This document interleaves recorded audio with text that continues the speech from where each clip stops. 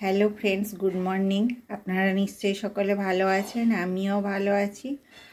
আজ আমি চিকেন বেগুন ভর্তার রেসিপি আনবো, সেই জন্যে আমি বেগুনটাকে পুড়িয়ে নিচ্ছি। তারপরে কি করব আপনাদেরকে দেখাবো। কড়াইয়ে জল চাপিয়ে দিয়েছি। চিকেনটা আমি ভালো করে ধুয়ে পরিষ্কার করে নিয়েছি। এটা বোনলেস চিকেন। চিকেনটা আমি সেদ্ধ করব। এর মধ্যে অল্প একটু রসুন কুচি দেব আর অল্প নুন দেব। নুনটা দিয়ে দিলাম।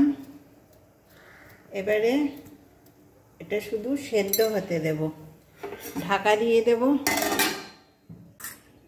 চিকেনটা সেদ্ধ করে নিয়েছি এইভাবে। এবারে চিকেনটা আমরা ভেঙে নেব।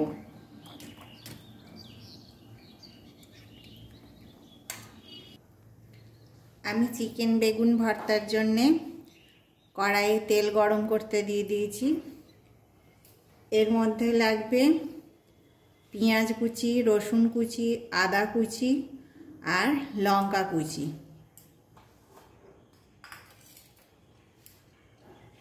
প্রথমে আমি তেল গরম হয়ে গেছে, লঙ্কা কুচিটা দেব, তারপরে পেঁয়াজ কুচি দেব,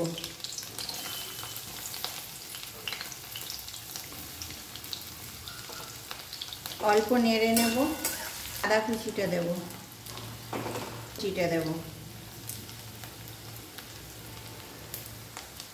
এবারে এগুলো একটু লাল লাল করে ভেজে নেব। চিকেনটা আমি এইভাবে সেদ্ধ করার পর ছিঁড়ে নিয়েছি।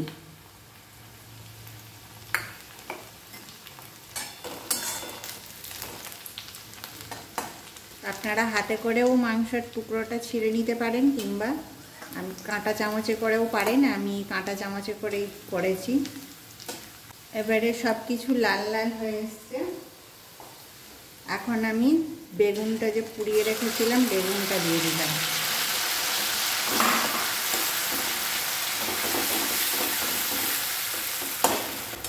বেগুনটা এর সঙ্গে খুব ভালো করে মিশিয়ে নেব আগে।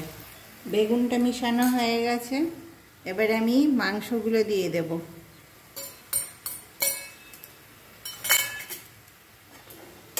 সব কিছু ভালো করে একসঙ্গে মিশাবো।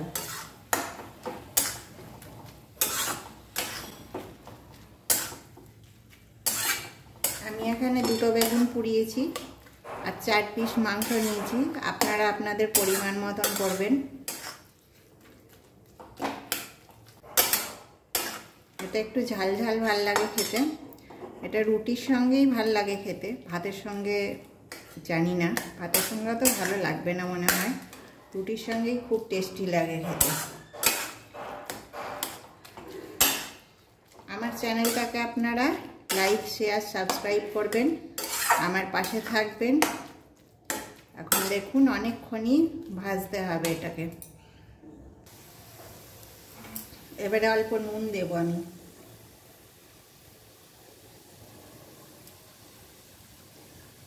আবার নাড়াচাড়া করব।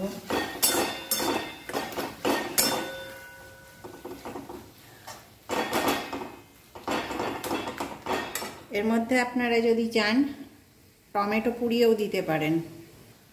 এবারে আমি এর মধ্যে অল্প একটু টমেটো সস দিয়ে দেব।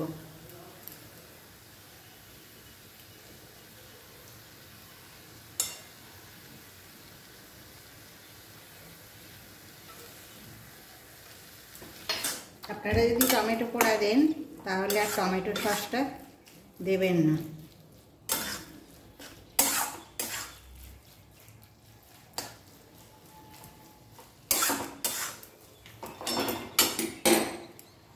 এবারে ধনে পাতাটা দিয়ে দেব।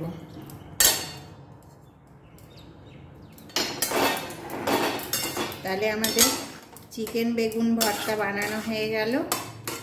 আপনারাও এইভাবে একবার চিকেন বেগুন ভর্তা বানাবেন।